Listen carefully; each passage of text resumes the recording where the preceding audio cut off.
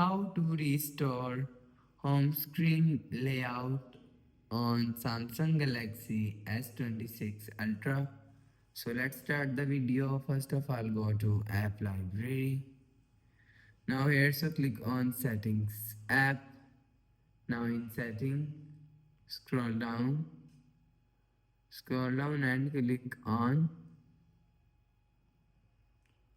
account and backup. You will see account and backup is here, so click on account and backup. So after click on accounts and backup, click on restore data. So after click on restore data, click on this first option. So after click on first option, you will see home screen is here.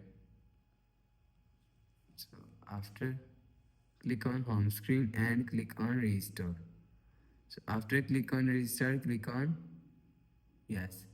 So after the process, go back to home screen, refresh phone. So that's how you can restore home screen layout on Samsung Galaxy S26 Ultra.